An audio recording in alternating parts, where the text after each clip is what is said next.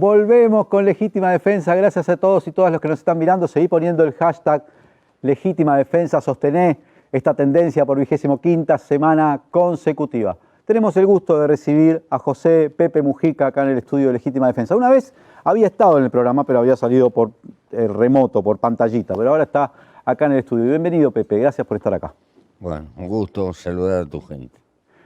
Pepe, ya hace 10 días dejaste el Senado, pero no dejaste la política, ¿no? Porque se te ha visto incluso bastante activo en comunicaciones con la prensa y dejando además definiciones bastante importantes. Hace pocos días en una entrevista que te realizaba el diario El País, marcaste, yo diría con cierta dureza, tus diferencias con el gobierno de Lacalle Pou. Siempre dijiste, recuerdo, durante... Yo también tengo acuerdos. Ahora vamos a conversar sobre eso. Vos decías, durante muchos años dijiste que cuando la izquierda perdiera el gobierno, se venía un derechazo. ¿Vos calificás esto que estamos viviendo como un derechazo? ¿Este gobierno está más a la derecha de lo que te imaginabas o está dentro de lo que te imaginabas? Lo que tengo claro es que hay un ajuste fiscal que pagan los asalariados fundamentalmente y los jubilados. Después de darle mucha vuelta y bla, bla, bla, está. Esa es la definición que dirías de este gobierno, un ajuste fiscal. Es un ajuste fiscal que tiene esa característica y que el peso principal cae sobre esos sectores. Y ante ese ajuste fiscal que está planteado más en el contexto de una pandemia, que ha resultado con un empobrecimiento importante de la población, ¿cómo estás viendo el rol que está teniendo en este momento la oposición? Está teniendo pocas posibilidades de contener esta política de gobierno. Sí. El movimiento social, el movimiento social estaba acostumbrado a discutir con un gobierno progresista, lo cual es un bollo. Ahora se encuentra con la dentadura del sistema. ¿Está? Y bueno, tendrá que hacer llevar sus conclusiones. ¿Y el Frente Amplio? Bueno, y el Frente Amplio hace lo que puede, está en minoría y plantea las cosas. Creo que hay algunas cosas que son interesantes.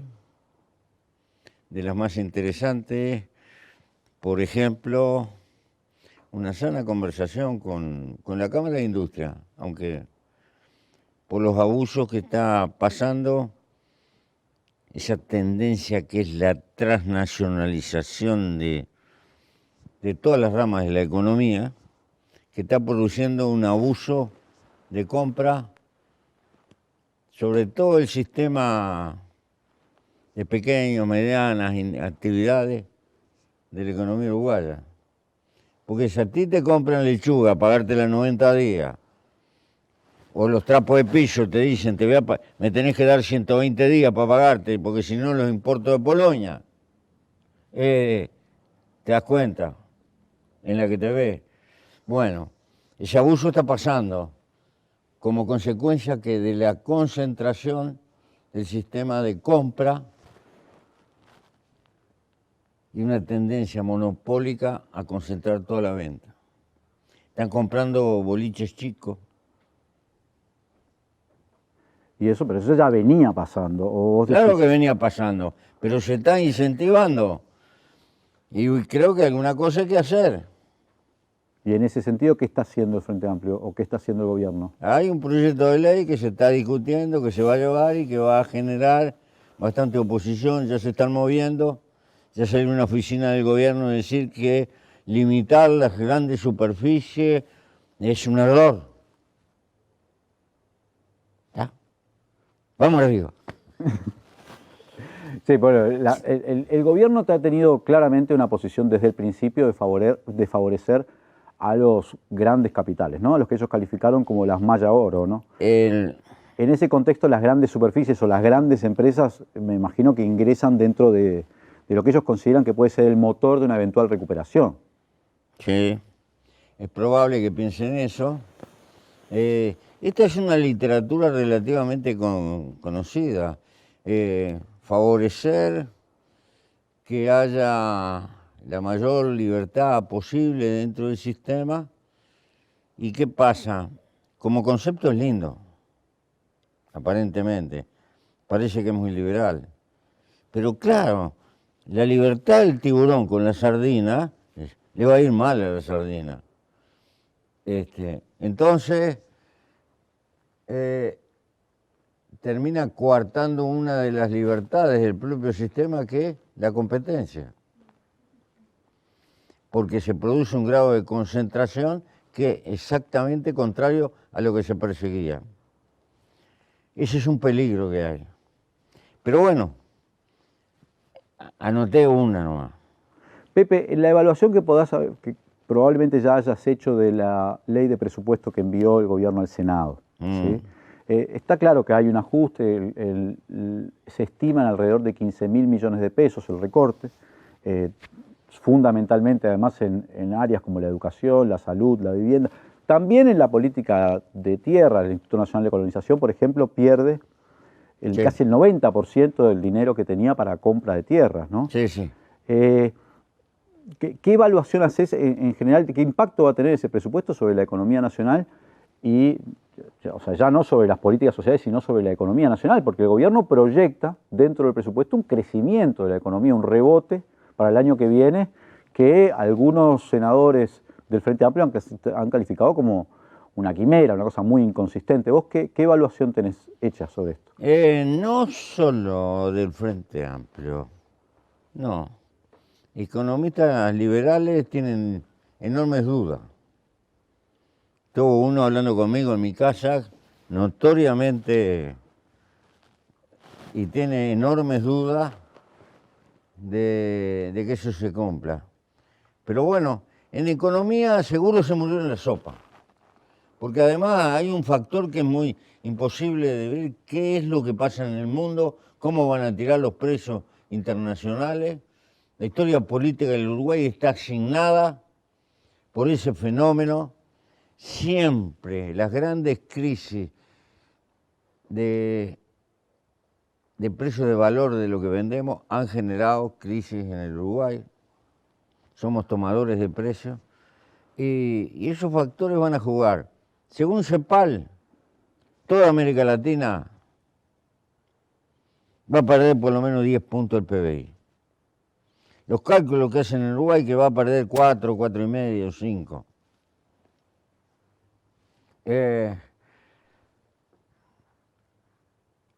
Y que vamos a llegar a una situación de pobreza como hace 14 años. Pero Uruguay es uno de los pocos países del mundo que está aplicando una política de ajuste en este contexto. Por ejemplo, hace pocas horas la mandataria alemana, Angela Merkel, Sí, ya sé todo eso. En el mundo rico están desparramando guita. Pero en la propia América Latina se está poniendo plata por el gobierno. 4,5 puntos está gastando directamente América Latina por efecto pandemia. Y hasta 10 puntos del PBI en garantías del Estado a créditos especiales. Eso está haciendo en promedio América Latina. Nosotros no llegamos a 2. Desde ese punto de vista somos los más machetes. También, por ahora, somos los menos afectados. Aunque se ha empezado a complicar, ¿no? Sí, señor. Demasiado se ha empezado a complicar. Es el último programa que vengo, por un tiempo. Me recluyo y no me sacan Es un honor, Pepe. de los límites de la chacra. Gracias, Pepe, por ser el último programa que vas a estar. Voy a acampar y esperar porque soy candidato a la boleta express. Pepe, me gustaría que nos metiéramos un poquito en este proceso que inició el Frente Amplio de autorreflexión, de autoinspección, de autocrítica. ¿Cuáles son los elementos que para vos son más importantes para...? Yo no he visto ningún partido político en la historia política del Uruguay que haga striptease delante de la opinión pública. ¿Está? Dicho no esto, lo vi. podés igual plantear algunos de los elementos que te parecen. He dicho que primero, seguramente que no hay una causa. Hay varias. Segundo, quiero escuchar al pueblo frentista corriente por ahí afuera, preguntarle intensamente lo que piensa. Después voy a hablar con los politizados. Pero primero quiero hablar con la gente. Pero quiero notar una cosa. Demasiada poca bola al interior. Ese creo que es un factor que jugó. ¿Por qué? El interior tiene su lógica. Las ciudades del interior son ciudades de servicio hacia el fenómeno agropecuario. Giran en derredor de que, por un lado, o trabajan en la intendencia o trabajan en servicios que tienen que ver con la agropecuaria, en la mecánica, la barraca, el que amontona los cueros, etcétera, etcétera, etcétera. Quiere decir que el sector agropecuario, que es poco importante cuantitativamente por la baja población rural que hay, tiene gran incidencia en la formación de la opinión pública de las ciudades del interior. Ir al interior no es pasar por la plaza y en todo caso hablar con una radio o hablar con los compañeros frentistas. Ir al interior significa cascarse, caminar mucho, hablar con mucha gente. No todo el interior es una oligarquía latifundista que atan los perros con chorizo. No, hay de todo en ese mundo. Hay una masa de pequeños productores ganaderos que son criadores, en fin. Y a ese mundo no lo hemos atendido. Pero no se atendió políticamente o institucionalmente, porque durante los gobiernos del Frente Amplio se invirtió mucho en el interior también, ¿no? Por ejemplo, sí, te escucho. Una cosa lo que das y haces, y otra cosa es que la gente entienda que eso no cayó del cielo o que es producto del Espíritu Santo. Una cosa es dar y otra cosa es construir conciencia. Esa es la cuestión. Nosotros hemos hecho buenos consumidores, altísimos consumidores, no equivale a ser ciudadanía. Es decir, ligar la mejora, digamos, los peones rurales trabajan 8 horas, tienen fin de semana, no cayó del cielo, eso no lo sembró el Espíritu Santo, fue una decisión política que costó un disparate, pero la tiene incorporada el tipo que eso... ¿El Frente explicó mal lo que hacía? Eso hay que explicarlo casi boca a boca, mano a mano, en rueda chica, pim, pa, pa, pa, pa. Y eso es trabajo político. Por eso digo ir al interior. No quiero reducir las cosas a esto, seguramente que hay otras, pero me las voy a obviar, porque tengo tiempo para eso. Pepe, dijiste que estabas renunciando a la banca, renunciando al Parlamento, pero la política iba a seguir siendo parte de tu vida siempre. ¿Cómo te imaginás en este periodo que se abre ahora? Ya sé que ahora estamos todos muy condicionados por el tema sanitario. ¿Cómo te imaginás que vas a poder desarrollar esa actividad política? ¿Cuál es el papel? ¿En qué papel te ves? Pertenezco al Consejo Anciano, la institución más vieja que hay del Sapien arriba de la Tierra. ¿Está? ¿Qué es el Consejo Anciano? Unos viejos que dicen unas cosas que a veces le dan pelota y otras veces no. Después que se mueren dicen, mirá, tenía razón. Porque la gente aprende con lo que vive, no con lo que le dicen. Pero de todas maneras hay que decir y hay que sembrar. Porque siempre he sostenido que el buen dirigente no es el que hace más, es aquel que cuando desaparece deja gente que lo aventaja levantando las viejas banderas. Y eso es lo que tengo que hacer, porque todo el mundo habla de renovación, pero nadie se pone al costado. Renovación hay que darle oportunidad a la gente que viene y tratar de ayudarlo en lo que pueda. Yo tengo una barra de compañeros que me pasé toda una vida luchando y eso, y ahora tienen que entrar a la pista y hacerse cargo. Y yo los voy a ayudar en todo lo que pueda, hasta donde me dé la nasta. ¿Y cómo ves a esa generación nueva que está tomando ahora Hay que responsabilidad? hay que refrescarse más la cabeza y lo único constante es el cambio.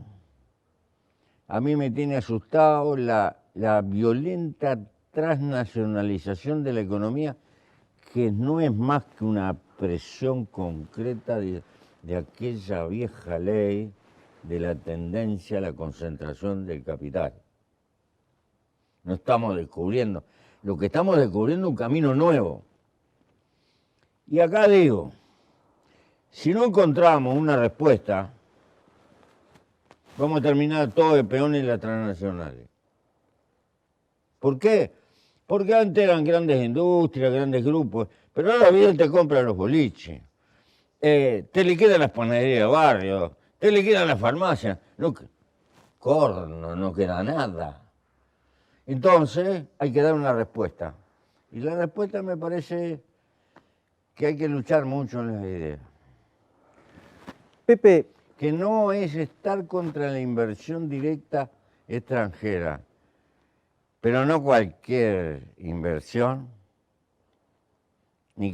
porque para venir a poner boliche, nosotros que somos descendientes de Tano y de Gallego, no precisamos que venga nadie de afuera.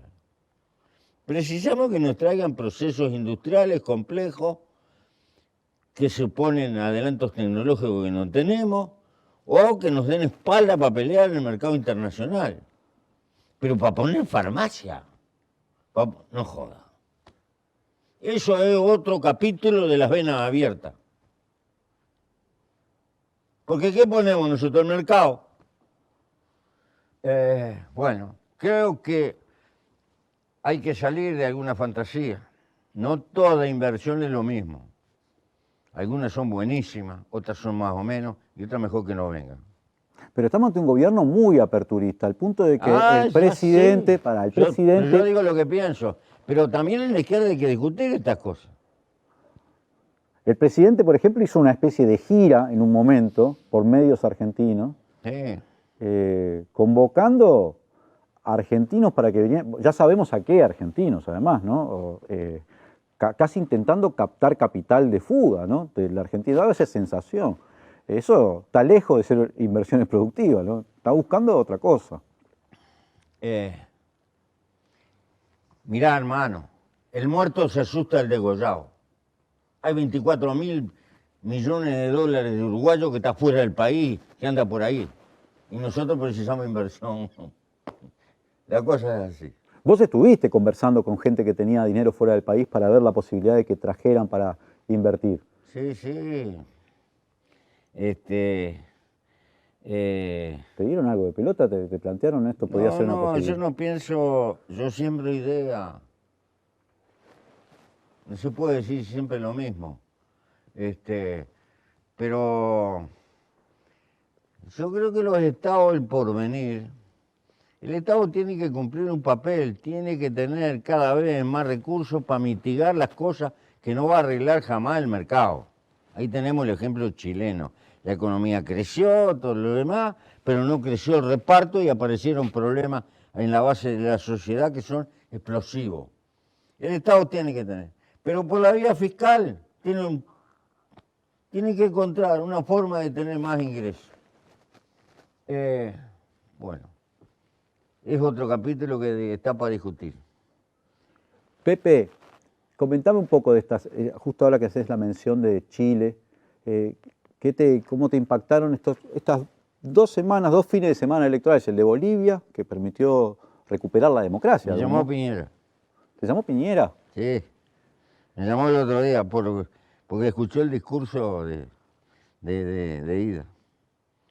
Y tal, yo tengo buena relación con Piñera. No concordamos nada, pero nos tratamos caballerosamente. Y fui con él a la Antártida. ¿Vos te acordás de un avión que se cayó? ¿De los chilenos? Sí, claro que me acuerdo. Bueno, en ese. En ese. Pero mucho antes que se Pues yo me cayera. imagino, Pepe, si no, estábamos buscándote todavía. Escuchame, Sí. Pepe, pero ¿cómo te impactó eso? Porque de algún modo la sociedad chilena en este plebiscito siente haber terminado con el legado de la Constitución de Pinochet. Cierra una etapa. Me parece maravilloso porque el pueblo necesita esperanza y alguna victoria. Y estoy seguro que va a salir una... La Constitución es un programa, en el fondo.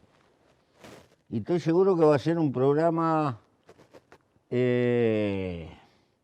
positivo. Ahora, el problema es después que se cumpla. ¿Está? Pero no está mal que esté en la letra, me imagino que van a agarrar el problema de las jubilaciones, me imagino que van a agarrar el problema de la enseñanza, que un profesional se recibe y está 20 años pagando las cuentas al banco, en fin, esas cosas. Espero que eso va a pasar. ¿Cómo recibiste la victoria de Luis Arce Catacora en Bolivia? Porque vos La además tenés una esperaba, relación muy cercana con Evo, entonces, ¿cómo lo recibiste? la esperaba, estaba convencido. No pensaba que fuera tan contundente, pero estaba convencido por dos cosas. Porque, primero, que este hombre tiene mucho prestigio. Segundo, que lo que había pasado había sido una estafa. Tercero, que hizo una fórmula inteligente porque estaba Choquehuanca, que es un indígena intelectual, conocedor de toda la cosmogonía indígena de Bolivia, una cosa que es importante, porque hay que ver el peso que tiene la población indígena y los mestizos en Bolivia. Estaba convencido que iban a ganar. No esperaba que ganaran como ganaron, por paliza. También habla un poco me parece a mí, ¿no? Refleja un poco o demuestra la profundidad del proceso que vivió Bolivia en estos años, ¿no? Fue notable Dejó unas un huellas país tremendas, ¿no? sin crisis fiscal. ¿Qué dicen los neoliberales? Un país que no tenía, que tenía superávit fiscal y una cantidad de cosas en esos 15 años, y que hizo una obra de distribución importante y que seguramente ha tenido problemas, y hay que ver de dónde venía. Bolivia es el país más saqueado de toda América Latina históricamente, pero yo no me chupo el dedo. Yo, en mi fuero interno, el golpe de Estado tenía una puntería que se llama litio. Litio, material estratégico para la movilidad eléctrica, que es lo que se viene. Y también una complicidad muy grande de Almagro, ¿no? A esta altura es Por supuesto, por supuesto. Almagro y Company. Pepe, quiero recorrer poquito tus años en el Parlamento. Vos ingresaste al Parlamento en el año 1995. En la elección del 94 fuiste electo como diputado. Sí, Estaba recordando, creo que te acompañaba en esa bancada el gordo Marcos Abelenda. sí, señor. Éramos dos, Marco y yo. Me acuerdo que en un momento dijiste, me siento como un florero acá adentro, ¿no? Como un material decorativo. No sé Pero incorporé cosas interesantes al Parlamento. Lo primero que inventé el garaje de las motos. Porque como iba en moto lo ponía... ¿Es verdad la anécdota Lo esa? ponía en un alero ahí, y como vieron que yo la ponía, los otros empezaron a poner y quedó así. Es No verdad. hicimos trámite burocrático ni nada, quedó de hecho. Primera conquista para los trabajadores que tenían un garaje para las motos. Lo otro, fui de jean y de vaquero. En aquella época todavía iban todos apretados de corbata y con pinta de estatua de señores, ¿viste? Y lo empezamos a distender, a modernizar el Parlamento. Es un aporte que le hice al Parlamento. Y, y conocí gente, alguna gente inolvidable. Quiero hacer preguntarte, ¿es verdad la anécdota de esta tan conocida anécdota que yo alguna vez la he mencionado, que la doy por cierta, pero en realidad no sé si es así, de tu llegada ahí al estacionamiento del Parlamento, del policía que se acerca y te dice, ¿se va a quedar mucho rato? No, fue una construcción periodística de algún periodista del Observador. Eso no pasó nunca, pero no pude convencer. Estaba tan bien hecho porque cuajaba. Merecía haber pasado. Por la pinta mía, por la moto, por todo. Por lo que venía a romper, que no hubo caso, ¿viste? Y quedó. Y al final no discutí más. ¿Para qué? Era inútil. Merecía haber pasado igual porque es buena la anécdota. Bueno, es brillante. Brillante. Pepe, y después tuviste solo un periodo como diputado, después ya fuiste al Senado, ¿no? El Senado a partir del año 2000. En ese caso, la bancada de senadores del MPP eras vos, el ñato, no, creo que era vos y el ñato, no sé si su suplente era el flaco Arturo Dura, ¿no? Fue un periodo de los más difíciles que atravesó el Uruguay, ¿no? Sí, sí, tuvimos... Fue un Senado glorioso. Votó un presupuesto con 300 artículos que no estaban redactados. No se podía discrepar porque no estaban redactados. Eso lo logró el flaco Achugarri, un mago. Nosotros no lo votamos, pero la mayoría lo votó y salió. ¿Y por qué no estaba redactado? Porque tenía unos tires y aflojes con los blancos que estaban. Los blancos lo apoyaban, pero lo apoyaban a cambio de esto y de lo otro, y de lo otro, y de lo otro, y de lo otro. Y era tanto las condiciones que redactaban y no había caso, ¿viste? Entonces decidieron votarlo porque se iba el tiempo. Votar el presupuesto sin redactarlo. Glorioso. En ese Senado, en ese periodo que va desde el año 2000 al 2005, te decía que fue uno de los periodos más difíciles del Uruguay porque, Sí. Bueno, el Frente Amplio tuvo que... Fue la crisis. Fue la crisis, ¿no?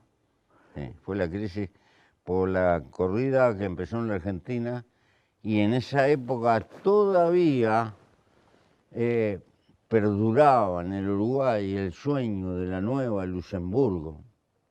Que era un paraíso fiscal, digamos. Claro, con esta gran diferencia, que Luxemburgo está al lado de Francia y Alemania, y nosotros estamos al lado de la Argentina y de Brasil. Entonces esa política, cada vez que tenían un sogazo grande los vecinos, allá marchábamos. Eso se cortó por las medidas que tomó el Banco Central a partir del 2006. En tu despedida el otro día del Senado reconocías a Alejandro Achugarri. Sí. Especialmente lo conocías a Alejandro Achugarri. ¿Ese tipo de relacionamiento sigue existiendo hoy?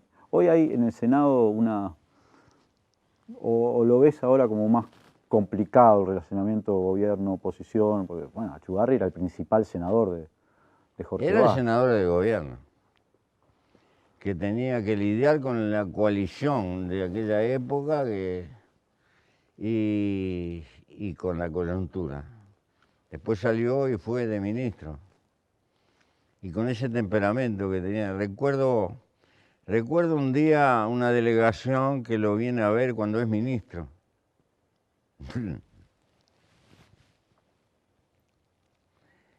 Y me dicen a la salida, no nos arregló nada, pero qué bien que nos atendió. Un crack para hacer política el flaco. Un crack. Pepe, ahora, en este momento, ¿no?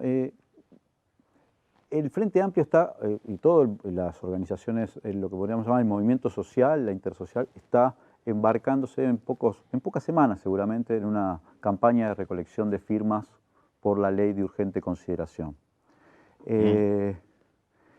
Esa campaña que se puede extender, de acuerdo a lo que, al sistema elegido, que es la vía larga por alrededor, hasta julio del año que viene, implica, bueno, recolectar cerca de 700.000 firmas y se puede transformar, si se accede a esas firmas, en un plebiscito al gobierno antes de la mitad del mandato, ¿no?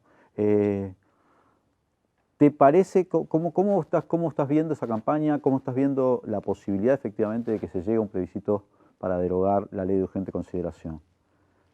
Y si los compañeros decidieron eso, hay que acompañarlo y poner el hombro y hacer todo lo que se pueda. La verdad que a mí me revienta tener que pelear por la negativa. Hubiera preferido embarcarme en una reforma constitucional, en algo de fondo, porque resulta que lo lográs y al otro día te cambian la letra y otra vuelta está en la misma. Pero comprendo que es la herramienta que el movimiento popular probablemente necesita. ¿Y interpretás o observás que hay ya una demanda de una parte de la población, por lo menos la parte que no se siente identificada con el gobierno? Yo he visto, por ejemplo, en la calle, con gente que está desesperada por salir a firmar ya, ¿no? Porque alguna forma de poder expresar su... Claro. No, yo creo que hay un casco de gente que está comprometida con eso. Y más allá de eso hay que militarla, ¿no? Hay que militar, hay que romperse el alma, desde luego. Pero en un año pueden pasar muchas cosas. El año que viene, claro, no podemos hacer futurología, pero el año que viene, ¿cómo lo ves? Más complicado todavía económicamente, más complicado. ¿Cómo te parece que viene el 2021? Para mí puede ser muy complicado. Puede ser muy complicado. ¿Por qué? Hay algunos problemas de fondo que son peligrosos. Las elecciones de Estados Unidos, lo que pase. No creo que gane quien gane, van a tener un connubio romántico con China. El choque Estados Unidos-China parece inevitable. Porque Estados Unidos hay toda una inteligencia que se da cuenta que se le está moviendo el piso, porque el chinito no parla, pero se fija, sabe dónde va, y lo tiene muy preocupado, eso es evidente, y eso va más allá de Trump. Ahora, la forma que lleva Trump, la cosa es medio imprevisible. Igual todo indica, bueno, no hay que ver, pero da la sensación de que Trump, que el martes podría ser la derrota de Trump, ¿no? Eso indican las encuestas, por lo menos en los Estados Unidos. Vos no la ves tan segura, no sé.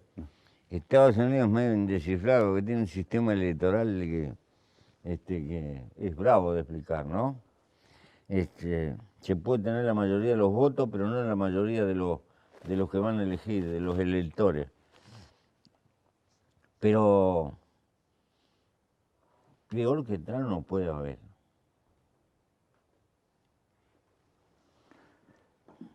Pepe, pero lo que quiero decir es que esos factores van a incidir en las relaciones del mundo entero. Y ese es un factor de conflicto. Europa sigue mirándose el ombligo, no puede terminar de hacer la digestión. No quiere mirar para este lado. 20 años discutiendo un tratado y no va a salir.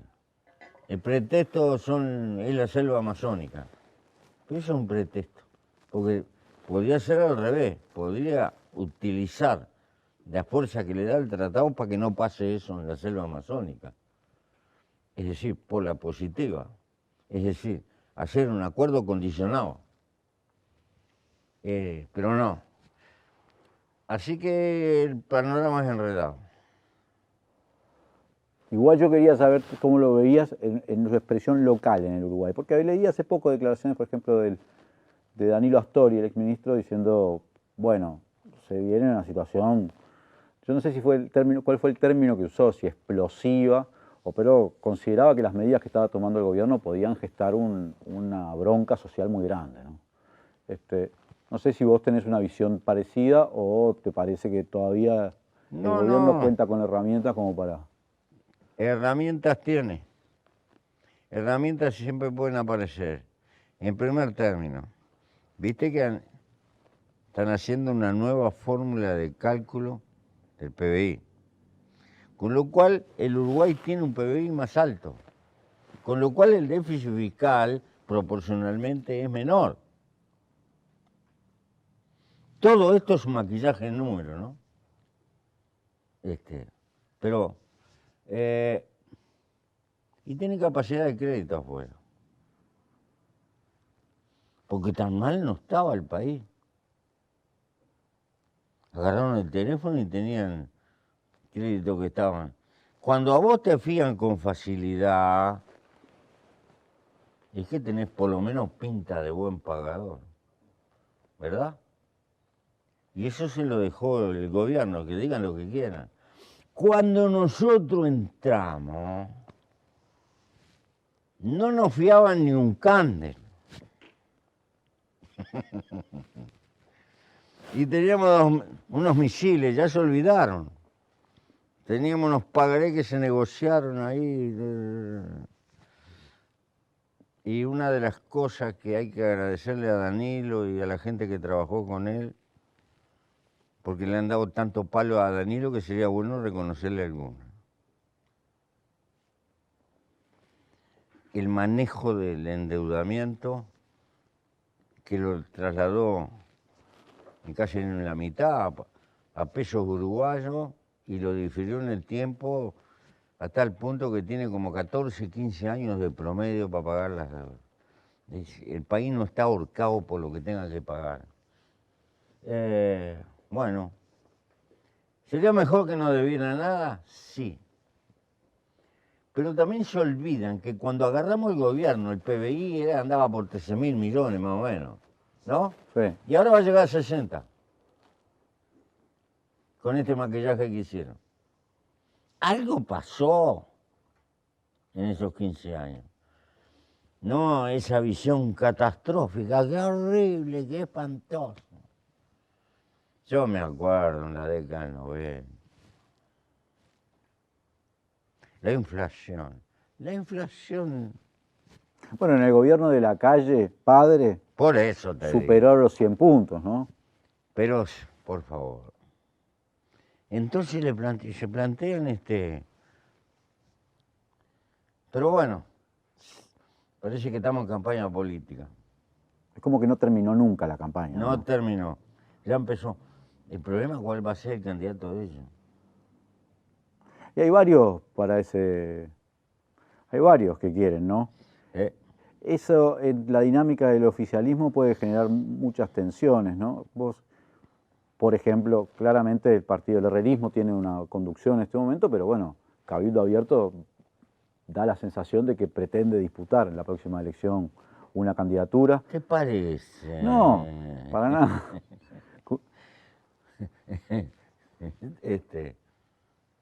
¿Te has puesto perspicaz? Sí, sí. No, yo creo que sí. Va a estar entretenido. Va a estar entretenido. Y bueno, pero de todas maneras, me parece que el gobierno hizo bien con cerrar la frontera ante la pandemia. En eso es uno de los acuerdos que tenés con el gobierno. Ese acuerdo lo tengo porque es un dilema fantástico. Cualquiera sabe lo que significa el turismo acá. Esta vez 120.000, 130.000 personas trabajan en el turismo, yo sé, y hay un montón de empresas. Pero ¿cómo paramos este asunto de... Si empiezan a entrar de los vecinos, allá fuimos. Allá fuimos. Todo lo que hicimos, estoy seguro que se desbarranca. No, me parece que no había alternativa. Sí, pero ese impacto económico lo va a tener, las medidas que está tomando sí. el gobierno para contener eso. No, se va a remendar algo, pero ahí hay una pérdida notoria, sí. Sí, sin duda. Desde el punto de vista económico, es un sacrificio. Sí, pero había que optar entre la economía y defender la salud de la gente. Me parece que eso debe estar inspirado en los técnicos que respaldan la actitud del gobierno y a mí me parece que está bien. Me van a odiar la gente que trabaja en el turismo. Pero uno tiene que decir lo que piensa. Y me parece... De todas maneras, parece que la sociedad comprende, ¿no? Que la situación... Comprende, pero hoy se fue gente para afuera que sabes cómo, ¿no? Una estampida. Fin de semana largo, ¿sabes lo que es? Esa es una buena medida. En Nueva Zelanda la tomaron. También apostaron al turismo interno. ¿Y qué decidieron? La población va rotando. Hay un viernes feriado para tener... Y entonces... Quizá haya que manejar alternativas de esas. ¿sí? Quizás haya que hacer. Muchas gracias, No, gracias a Pepe, ti, por haber venido. y te felicito por este programa. Bueno, gracias, Pepe, por haber venido. Gracias por acompañar además este programa que hoy llega a su semana número 25. Gracias a todos y todas los que nos están mirando. Vamos a un corte y enseguida volvemos con más Legítima Defensa.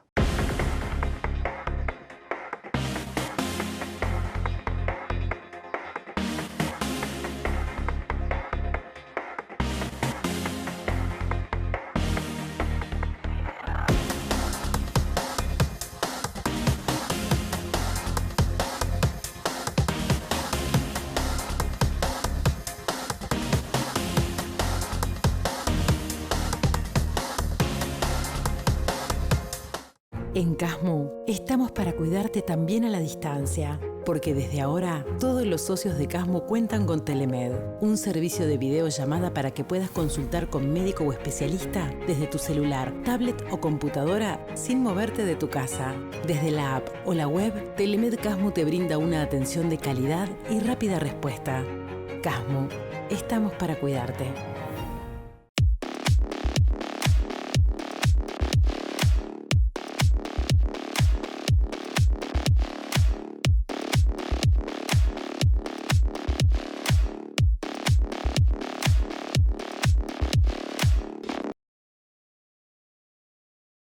Firma Digital Habitat es una plataforma para que todos los usuarios puedan subir, firmar y enviar documentos con la misma validez que la firma presencial, garantizando que todos son quienes dicen ser. Solicitala sin costo en nuestra web e identificate por única vez en cualquiera de nuestros locales para poder firmar desde donde estés. En Habitat, hoy más que nunca, te hacemos la vida más fácil.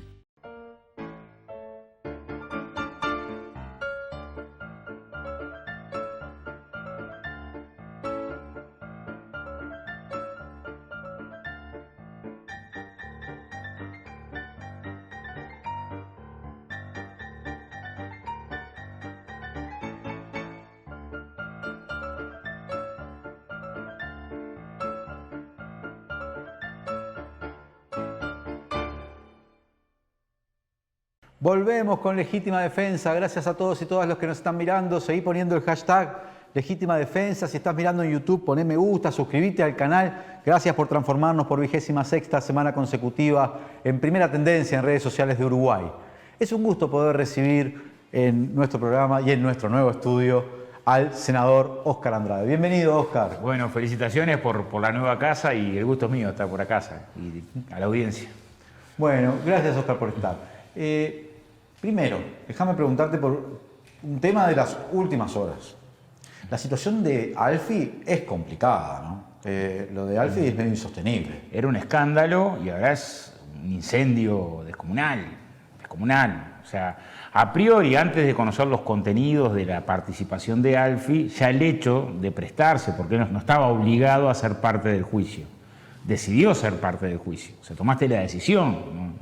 Podías haberlo evitado, como te van a contratar para presentar un estudio, un informe que va a ser utilizado contra tu país, independientemente que fuera solo técnico el informe, pues si no, contra mi país, un juicio de esta magnitud, no, por una razón elemental, vas a un tribunal internacional donde la empresa presenta que quien le hace el informe que utiliza a favor de sus intereses es nada más y nada menos que un personaje que fue ministro de Economía del país al que litigia. O sea, pongámonos en el juez que tiene que resolver. Que lo usa entre sus argumentos. Yo que fui ministro de Economía, puedo decir... Claro, dice, de este lado, pero antes de conocer, decíamos, ya de por sí genera una enorme suspicacia que alguien que fue senador de la República, ministro de Economía, participa contra su país en un informe presentado al lado de la contraparte de la empresa que quiere hacer un juicio por 3.000 y pico de millones de dólares. O sea, cuando discutíamos este año la renta básica de emergencia que costaría en 5 meses unos 600 millones de dólares, o sea, 1 millón de uruguayos, 300.000 hogares atendidos en la emergencia social, 600 millones, más de 3.000 millones, o sea,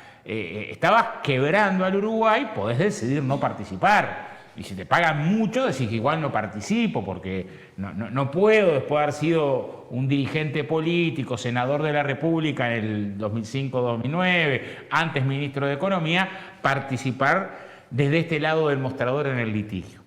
Bueno, ya ahí era un escándalo. Cuando se sabe que va a declarar, dijimos, bueno, esto es insostenible. Y él se defiende diciendo que no opinó sobre el tema de fondo, que sobre el tema del fondo, nada, que apenas presentó una información técnica, que ya era grave, ya era cuestionable. Bueno, ahora sabemos que también opinó sobre el tema de fondo, y sobre el tema de fondo además opinó en la dirección contraria a los intereses del país, diciendo que no entendía cómo se... O sea, agregando brasas a la argumentación de la multinacional que quiere arrancarle las muelas al Estado. Imaginémonos, ganaba Aratirí, quien tenía que definir la planificación presupuestal para pagarle a Aratirí, era Alfi, que venía de participar en el juicio desde el ángulo de la multinacional. O sea, es un escándalo, no resiste. Y el Poder Ejecutivo que decidió respaldar la tesis de Alfi, podríamos suponer en ese momento sin conocer su participación en detalle, ahora es más grave porque el propio presidente de la República decide respaldar la tesis Alfi sabiendo que Alfi nos mintió.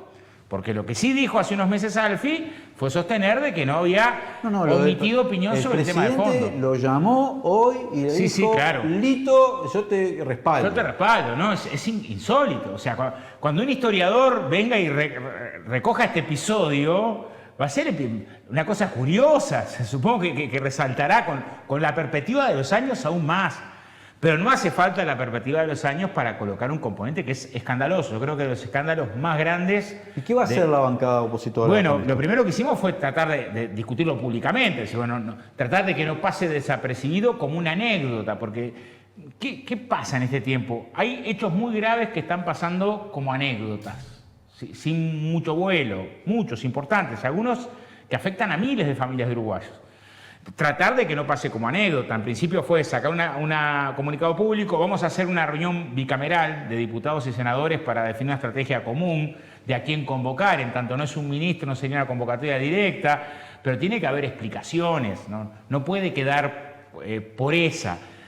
Pero repito, primero tratar de que no pase desapercibido, porque es cierto que este tiempo, fíjate una cosa, yo venía escuchando Legítima Defensa, este tema de los boletos estudiantiles. Este año, no una, no 10, no 100, se recortaron 10.000 becas del programa Uruguay Estudia. 10.000. Con un resultado de Uruguay Estudia, becas que financiaba el INEFOP, un resultado que es que más del 90% de los gurises que recibían esa beca, modestísima, 2.000 y algo de pesos, seguían estudiando. O sea, con un resultado de alto éxito. Entonces, el mismo año que tenés un recorte de una enorme sensibilidad, si decidís golpear en becas de gurises de los más pobres, muchos del interior, la noticia pasa a ser el boleto estudiantil que ya existe. O sea, del punto de vista comunicacional, y esto de las 10.000 becas recortadas, que esta NEP, no la anterior, quedó sorprendida de cómo el INEFOP decidió recortar ahí, no es noticia. O sea, cómo hay elementos muy importantes que pasan casi desapercibidos. Otro tema del escándalo, lo de los citrus, ¿no? Cada delegación que viene al presupuesto lo consultamos. El seguro de paro de los citrus, especial, producto del recambio varietal, fue votado unánimemente durante 5 años. O sea, lo votó el actual presidente de la República, el secretario del presidente, el ministro de Defensa, el ministro del Interior, el ministro de Trabajo. O sea, buena parte del gobierno, siendo legislador hace un año atrás, aprobó esta iniciativa que los 4 o 5 mil trabajadores del citrus, que se les acortó la zafra por el recambio de variedad y llegan a 130, 140 jornales, pero no a 150, se les conceda el seguro de paro hasta la próxima zafra que engancha en marzo.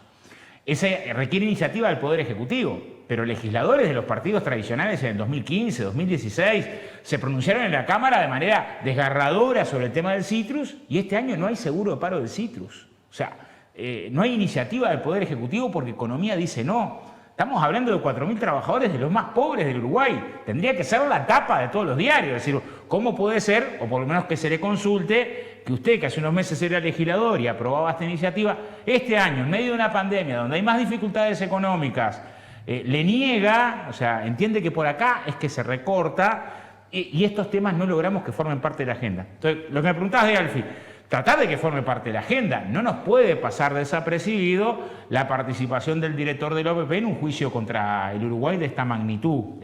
Tiene que existir responsabilidad. Si el Poder Ejecutivo todo se abroquera, bueno, tiene que existir responsabilidad del Poder Ejecutivo, en el sentido de que quede claro, por lo menos en términos políticos, la responsabilidad. Óscar, vos que estás en la Comisión de Hacienda integrada con presupuesto, estás analizando el presupuesto ya en este último tramo, que es en la Cámara de Senadores. ¿Cuáles son para vos, digamos, los principales hitos de este presupuesto? En dos aspectos, ¿no? Primero, en las proyecciones que está haciendo el gobierno, o sea, lo que el gobierno pronostica que va a ser la economía del Uruguay. Acá Joaquín Soledo viene sosteniendo semana a semana que es completamente inconsistente, pero hay que ver qué lectura están haciendo desde el Parlamento. Y además, en los recortes o las afectaciones a las políticas públicas, que por ahora tenemos que el Frente Amplio ha estimado que llegan a unos 15.000 millones de pesos. Pero así, ¿cuáles dirías son los hitos en esos dos terrenos? Proyecciones y ajustes. Hay la consolidación de una postura política. O sea, era esperable que el mismo gobierno que nos ubica en el último lugar de la tabla en toda América Latina en la atención a la emergencia social que generó el COVID, tuviera una respuesta presupuestal así. O sea, se consolida una orientación económica, que es decir, el Estado tiene el gasto público como veneno.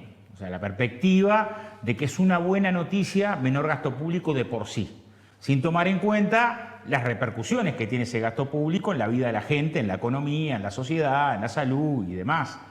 Pero lo cierto es que si un gobierno con espalda financiera, porque el gobierno que asume con fuerte espalda financiera, lo dice el propio ministra de Economía cuando recibe inversores, con suerte con líneas de crédito contingente a baja tasa de interés y demás, decide en medio de una emergencia social notoria no atender la emergencia social, era previsible que encontráramos un presupuesto de estas características. Inconsistencias varias. La primera es esa, bueno, en general todo el mundo dice que vamos a caer más que lo que está pronosticando el gobierno y todo el mundo dice que la recuperación no va a ser tan rápida. Esa es una primera inconsistencia. Bueno, pero podría ser del orden del optimismo. En algunos casos encontrás inconsistencia dentro de la inconsistencia. Es decir, bueno, ¿cómo en un 2021, donde va a haber menos gente trabajando que en el 2019 y además con menores salarios, el consumo es uno de los factores que colocan como un componente de explicación del crecimiento? Bueno, si hay menos gente trabajando y con menos salarios y además con menos jubilaciones en términos reales, ¿cómo es que se da ese desarrollo del consumo? No parece consistente. Pero además hay una tercera inconsistencia que es la que, no sé si la que más nos preocupa, pero que es, en términos del presupuesto asignado, una de las principales, es que si se ejecutan todos los rubros del presupuesto, la economía crece lo que dice el gobierno que va a crecer, o sea, el 2021 estaríamos por encima del 2019, no cierra con el déficit fiscal.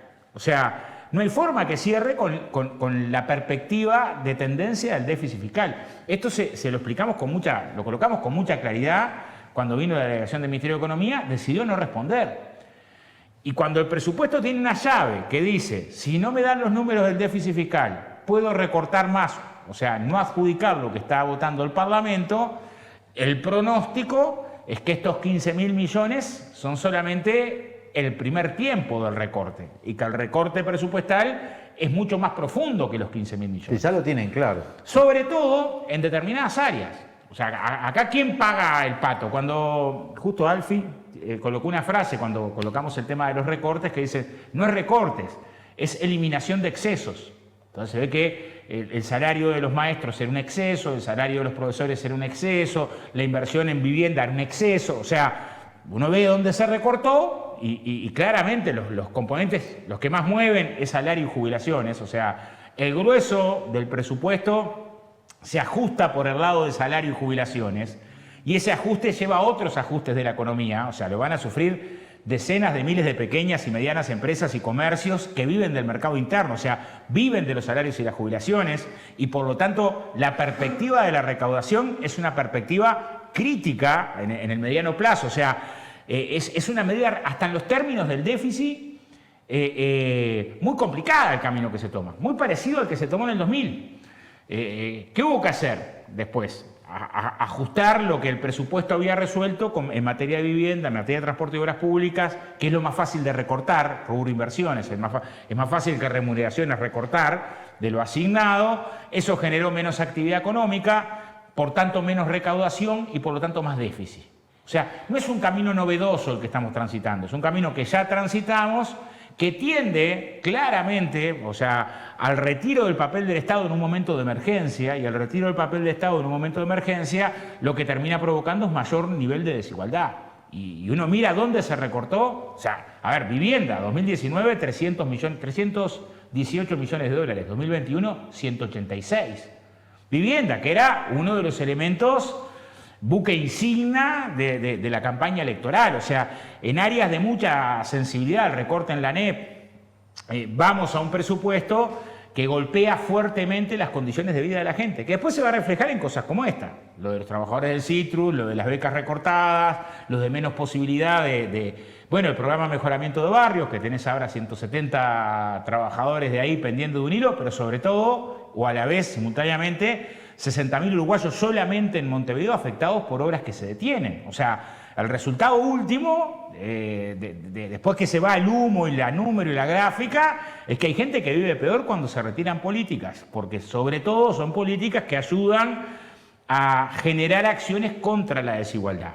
Todo el presupuesto un poco consolida en algunas áreas una perspectiva ideológica. O sea, lo de colonización es muy, muy claro. En ninguna área del presupuesto se recorta el 90%. O sea, hay recortes del presupuesto. En ninguna el 90%. Colonización, que ya en la LUC sufrió la desafectación de 100.000 hectáreas, que es muchísimo para colonización. O sea, es muchísimo. Del 85 al 2005, en 20 años, entregó 28.000 hectáreas colonización, para mirar 100.000 hectáreas. Ahora baja la inversión de 1.100 millones de dólares, 1.100 millones de pesos a 100, o sea, baja un 90% la inversión en colonización. Es un área que decidís golpearla fuertemente. La Dirección General de Desarrollo Rural, lo mismo, que es la institucionalidad que atiende al pequeño chacarero, la mitad del presupuesto. O sea, además, dentro de los recortes hay áreas donde vos ves, bueno, acá se eligió golpear fuertemente, no por casualidad. La Dirección General de Desarrollo Rural, que tiene mucho que ver con las mesas rurales, que participa el pequeño productor, ámbitos democráticos, en un presupuesto, curiosamente, que en otra parte exonera de tributación al patrimonio a los grandes. O sea, a la luz de estas dos, justamente, de lo que se hace en colonización, de lo que se hace en desarrollo rural, de lo que se hace en los recálculos, esto para exonerar el patrimonio a los grandes, la frase del presidente en la Expo Rural diciendo yo estoy del lado del campo. Sí, una parte del campo. Está claro que es una parte. Es, ¿no?, una parte, es el sector agroexportador, no hay duda. El sector agroexportador, la devaluación que tuvo el dólar, el congelamiento de los salarios y un componente de medidas impositivas, para ese sector no hay duda que se gobierna, ¿no? Ahora, en una mirada general, o sea, los 25.000 pequeños productores que están registrados en el registro de producción familiar, ellos refundan un concepto. Dice, bueno, como todos somos familia, entonces el campo es una sola familia y no hay que diferenciar entre el gigante y el pequeño. Ahora, es evidente que ese no diferenciar es una forma de terminar privilegiando cuestiones que por escala ya tiene grande, que el pequeño la queda. O sea, no hay duda que si uno mira, no hay una institución ahí que no haya sido recortada. El INAH, el INALE, INASE, o sea, un conjunto de institucionalidades que son muy importantes para el trabajo de calidad, porque en definitiva una perspectiva de desarrollo que incorpore valor implica vincular conocimiento, ciencia, tecnología, la producción. La última vez que Línea desarrolló una evaluación de cuánto multiplicaba cada peso en investigación en la producción era de 1 a 16 y ahora se recorta. O sea, hay un conjunto de recortes que lo que tenemos que explicar, además, es que van a salir caros. Que por ahí no se ahorra, se sale caro. O sea, lo que hoy ahorrás en inversión en vivienda, mañana vas a tener más asentamientos irregulares, más hogares hacinados. O sea, Uruguay llegó a tener cerca de 200.000 hogares con necesidades básicas insatisfechas. O sea, o con construcción de desechos, o en una situación de no energía eléctrica, no baño, riesgo de derrumbe. De ahí bajó a 80.000. Ese es el periodo 2006-2019.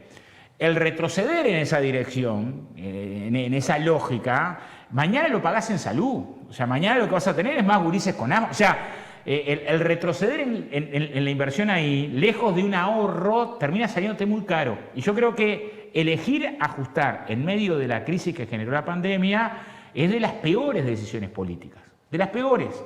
Porque las decisiones que se toman después, la familia que se va al asentamiento, el gurí que dejó de estudiar, ahora por la beca, ¿no? Capaz que esa beca le podía permitir seguir, dejó de estudiar. El científico que se va del país, la empresa que estaba tecleando y ahora como está jodida la mano, cierra. Ese conjunto de pequeñas decisiones, después revertirlas es muy complejo. No se revierten automáticamente porque haya crecido un punto el PIB o porque mejoró la exportación de tal sector. No se revierten. Cuesta mucho remarlas después. Entonces, estamos en un momento donde parte de la discusión política es tratar de echar luz a esto, decir, miren, este tipo de medidas, el resultado que tienen después es que termina siendo mucho más caro el ahorro que haber decidido un papel del Estado más decidido que nos permita atravesar esta circunstancia compleja con otro nivel de cobertura social y económica. Oscar, ¿ya hay acuerdo en qué artículos o cuáles serían los capítulos de la LUC que se llevarían a referéndum? ¿Hay acuerdo entre el Frente Amplio y las organizaciones sociales? Porque hace poco estuvo acá Fernando Pereira y tenía la expectativa de que ya en noviembre se empezaron a reunir las firmas. Estamos en noviembre, por eso quiero saber... Bueno, mañana se junta la Intersocial y es una reunión clave. Es una reunión clave. Yo creo que claramente uno puede definir casi que una decena de ejes gruesos. Bueno, legítima defensa es un capítulo en sí mismo por la gravedad hasta que ha tenido en la práctica. El cambio de legítima defensa estableciendo que ante cualquier hurto la respuesta puede ser el homicidio. Esa barbaridad de la Edad Media ha tenido como resultado muchachos que sin agredir a nadie se llevaban una oveja y le dieron un balazo en la cabeza. O sea, circunstancias de ese tipo, pero creo que hay claramente un capítulo. Hay un capítulo entero con respecto a la discrecionalidad policial, que la alertamos cuando la LUC, son muchos artículos, pero digamos, ahí hay un segundo capítulo muy importante de componentes en los que se decidió recortar libertades individuales a los efectos de favorecer discrecionalidad policial. Hay otro componente que tiene que ver con el sistema carcelario, de un paquete de medidas que ensanchan discrecionalmente penas, recortan posibilidades de libertades transitorias, haciendo explotar el sistema carcelario, que es otra bomba de tiempo que la LUC tiene. Creo que un cuarto capítulo es el de los adolescentes en conflicto con la ley penal, la inexplicable decisión de duplicar penas mínimas, penas máximas, antecedentes, combinado con eso, en un momento donde los adolescentes, cuando la LUC, estaban en el menor nivel de adolescentes en reclusión desde los últimos 10 años. Ahora ya creció más de un 10%, solo en estos meses. O sea, cuando discutíamos la LUC decíamos, pasamos de 800 a 290 adolescentes privados de libertad y en estos meses estamos en 320. O sea, en pocos meses, el resultado de una decisión que no tuvo en cuenta que estábamos en un momento donde 3/4 partes de los adolescentes no reincidía. O sea, ahí hay una revancha que se decidió tomar con la baja. Creo que claramente es un capítulo seguro, el de información secreta, seguro. O sea, Uruguay no puede tener, no podemos ser un país donde un individuo decida que información vinculada a los derechos humanos puede ser declarada reservada o secreta y a esa no puede acceder ni la Suprema Corte de Justicia ni el Parlamento. Eso es lo que cambió la LUC, al derogar la ley de acceso a la información y la inoponibilidad de o considerar reservada leyes que tengan que ver con esto. Ahí claramente hay un capítulo entero, por más que es parte de un grueso del articulado. No hay duda derecho de huelga, no hay duda el tema de las medidas que facilitan el lavado de activos y los más de $100.000, no hay duda lo de colonización. Creo que ahí se abre un panorama, es decir, bueno, tenemos que salir rápidamente de este último acuerdo para empezar a discutir contenidos. Es esto lo que estamos discutiendo, ¿no? Y yo creo que en la discusión política de esos temas tenemos una enorme ventaja. Yo veo muy difícil la discusión del otro lado. ¿Quién se sienta al otro lado y dice, sí, está bien que un funcionario tenga plenos poderes para pasar por arriba de la Suprema Corte de Justicia? ¿O está bien que reglamentemos un derecho humano fundamental como la huelga, o que mañana en un conflicto sindical trabajadores que están movilizados frente a una fábrica pueda el empresario despedirlos a todos por notoria mala conducta porque están infringiendo una norma? Así estén en conflicto por el no pago sueldos. O sea, me parece que está bueno que se abra el proceso de que lo que no tuvo la LUC, que fue debate democrático porque se discutió en medio de una pandemia, en condiciones muy complejas, tengamos un año sí de debate democrático, unos 6-7 meses para juntar las firmas y después llegar a noviembre a una consulta popular, donde podamos expresar claramente que de lo que estamos discutiendo es cómo limitamos normas que habilitan cosas como las que pasaron esta semana en la Plaza Sereñi o en Juan Lacase o en San Carlos. Sobre eso, la primera interpelación resuelta por el Frente Amplio es al ministro del Interior, Jorge Larrañaga. Hay preocupación en el Frente Amplio por la gestión de Larrañaga, más allá de por la inseguridad. Hay preocupación por la gestión, sí, ya te diría que vinculada con las garantías individuales. Nosotros tenemos preocupación, a ver, desde enero que conocimos los contenidos de la ley de urgente consideración teníamos esa preocupación, que básicamente son del gobierno, pero surgen del ministro del Interior. Voy a poner algunos ejemplos. En ese, de vuelta voy para el programa, la legítima defensa presunta para el personal policial en términos judiciales no tiene valor. O sea, una vez que vas al juicio, ahí es prueba contra prueba. El primer espacio de militancia que tenía la Coordinadora Antirracia, hace 6 años asesinan a Machado, un domingo de julio a mediodía comiendo un refuerzo con fiambre frente al Pasteur. Fíjate la actitud, domingo a mediodía, pero lo que sí sabíamos antes de Machado es que era común que anduvieras por la calle y te llevaran detenido sin más. Decime lo mismo. Sin más. Era la práctica habitual. Y cuanto más pobre, peor. En los 90 era muy frecuente que compañeros de la construcción que estaban buscando trabajo en la zona donde hay más trabajo, que es la costa, Carrasco, Punta Gorda, los llevaran detenido por sospechoso de pobre. Alcanzaba cualquiera a levantar el teléfono y después cuando ibas a preguntar qué hizo, no, actitud sospechosa. Bueno, ese retroceso es un retroceso que no debemos permitir, pero para no permitirlo también dejar claro los tantos ahora, demostrar que estás alerta ante circunstancias que son por lo menos muy dudosas, y testimonio de múltiples organizaciones que están sosteniendo que hubo un procedimiento que violentó derechos, decir, bueno, no puede ser este el mecanismo. En medio de eso han pasado muchas cosas. Voy a poner algunos ejemplos. Trabajadores de la pesca movilizados en el puerto de Capurro, reclamando que se cumpla la ley, o sea, reclamando, acá hay embarcaciones en los pontones que no están cumpliendo el porcentaje de mano de obra nacional que establece la ley, y la policía va y dice, no, acá usted no puede estar por la LUC. Entonces, pero el que está incumpliendo la ley es el empresario, no soy yo. Trabajadores en San José del transporte, que lo mismo, despidos antisindicales, se movilizan, y el problema es la LUC. Militantes de derechos humanos en Rivera que se manifestaron frente a la casa donde está haciendo prisión domiciliaria Gilberto Vázquez quedaron detenidos. Entonces, y no pintaron nada en la calle que no fuera verdad. Un colectivo de mujeres feministas en Maldonado que también terminó detenida en la plaza. Estaba haciendo una movilización. Entonces, lo que queremos decir es, hay un conjunto de señales, ¿no?, que en principio preocupan. Lo que queremos es que todas se expliquen. Todas se expliquen. Esta última fue un poco la gota que, digamos, derramó el vaso. Además es llamativa la actitud que ha tenido el gobierno, en particular el Ministerio del Interior, con las observaciones que... Porque, así, recuento mínimo, organismos de derechos humanos reconocidos, como IELSUR o el Servicio de Paz y Justicia, instituciones del Estado, como la Institución Nacional de Derechos Humanos, organismos internacionales, como la Comisión Interamericana de Derechos Humanos.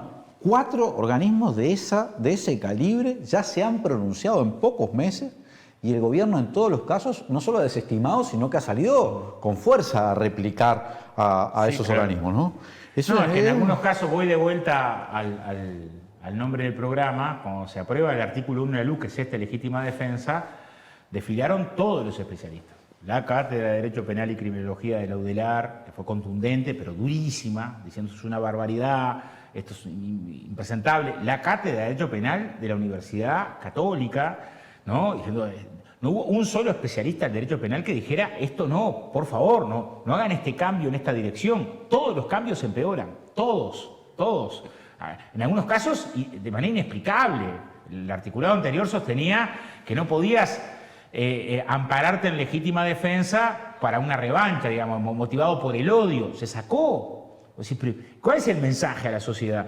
Bueno, todas las instituciones de derechos humanos, todas las que decís recién, también. Todas las internacionales, el alto comisionado. Entonces vos decís, sin consenso político, con todos los especialistas del derecho en contra, con todos los organismos de derechos humanos, igual vas para adelante. O sea, también hay algunas señales que claramente, esto que está pasando lo dijimos en sala. Mañana un muchacho saltó por unas uvas y está muy mal, pero denúncialo a la policía y que lo lleven detenido, no un balazo en la cabeza. Peirano nos fundió en el 2002, horrible, pero no pensamos que había que darle un balazo en la cabeza y fusilarlo por la espalda. No, o sea, no puede ser esa la respuesta desde el punto de vista penal. Sin embargo, se consolida una lógica que en los países donde se aplica termina generando una espiral de violencia que, lejos de resolver el problema de la seguridad, termina empeorando todos los indicadores de seguridad. Entonces, bueno, un poco todo eso está en discusión, pero claro, la intersocial, a la pregunta, es mano mañana, va a terminar de afinar, supongo, hay reuniones con el frente de semana. Es cierto que precisamos en pocos días llegar al acuerdo para tener claro cuáles son los ejes que se eligen, ¿no? Pero creo que van a andar más o menos por esta dirección. Bueno, Oscar, te hago una última pregunta para cerrar y además te aprovecho para felicitarlos a vos y en tu nombre a todos los militantes y militantes del Partido Comunista por sus 100 años. Centenario. Por sus 100 años de historia, sus contribuciones a las luchas políticas del Uruguay y a la democracia también. Contribuciones militantes y en vidas, ¿no? Indiscutibles. ¿No? Indiscutibles. El proceso en el que está inmerso ahora el Frente Amplio, ¿no? De autorreflexión, podemos llamarlo, de autocrítica, ¿no? ¿A dónde va a conducir? ¿Cómo en tu opinión, ¿no? ¿Cómo eso cristalizará en qué, digamos? Bueno, yo creo que ese proceso nos tiene que ayudar a resignificar mucho de los 15 años de gobierno del Frente Amplio, mucho. O sea, no creo que el proceso tenga que ser un harakiri. Yo creo que hay muchos componentes que hay que volver a resignificar, no solos, hay que volver a resignificar con la sociedad, volver al encuentro de orientaciones políticas, eso claramente. Segundo, creo que el proceso no puede divorciarse de las luchas de nuestro pueblo. O sea, nadie entendería que el Frente Amplio se sienta a reflexionar sobre esto y en medio de un recorte brutal de la vivienda no acompaña las movilizaciones por el derecho al techo, no acompaña las acciones de los trabajadores en defensa del salario o en defensa de la educación pública. O sea, tiene que ser simultáneamente articulando la acción concreta contra el ajuste de hoy. No puede divorciar la agenda de la... Y lo tercero, tiene que ser una reflexión que a la vez, en los aspectos más críticos que tengamos que hacer sobre nuestras deficiencias, dificultades, no se quede en el mea culpa, sino que surja de ahí una orientación teórica que permite una práctica superadora. Esto es programa, organización y piel. O sea, el Frente Amplio tiene que salir de acá con 6, 7 orientaciones básicas de propuesta, es decir, de ejes. Tiene que salir con un frente mucho más organizado y eso se logra capilarmente. O sea, la organización no se desea, se construye, se planifica y además de piel. O sea,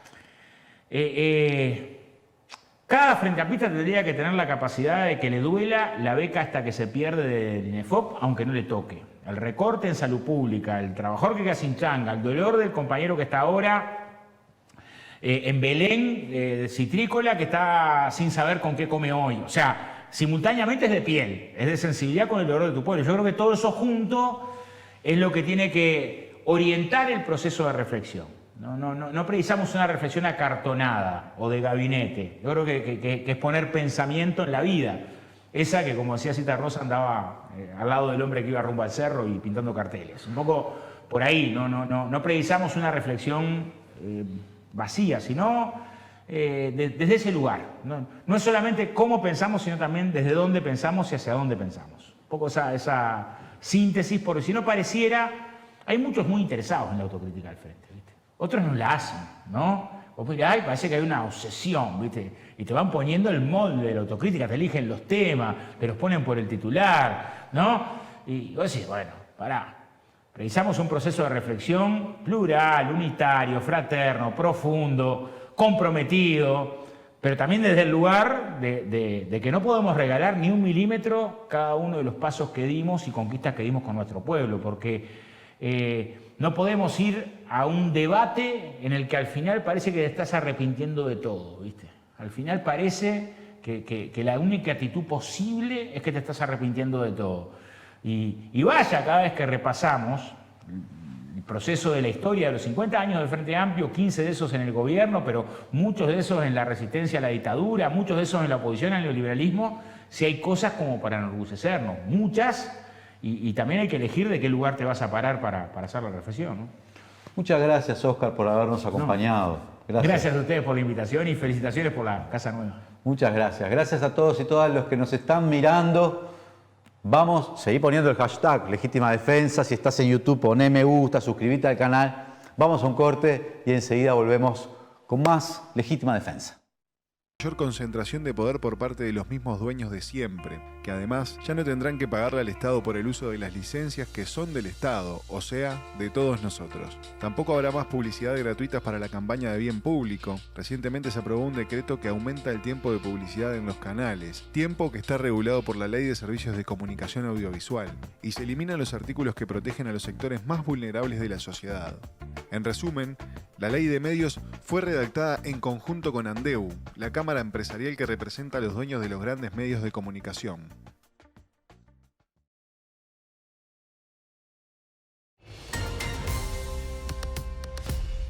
Al fin, hoy tenemos para contarte una buena. La promo de Macromercado que regala 3 millones de pesos. Y vos podés ser uno de los 30 ganadores. Sí, 30 ganadores que pueden llevarse 100.000 pesos cada uno en órdenes de compra. Vamos al móvil. Cada 600 pesos, un cupón. Y no te olvides que con las marcas adheridas a la promoción tenés cupones extra y más chances de ganar. Viste, Miguel, por suerte este año tiene una buena. Y como no podía ser de otra manera, te la trae Macromercado. Macromercado. Todo el año es negocio.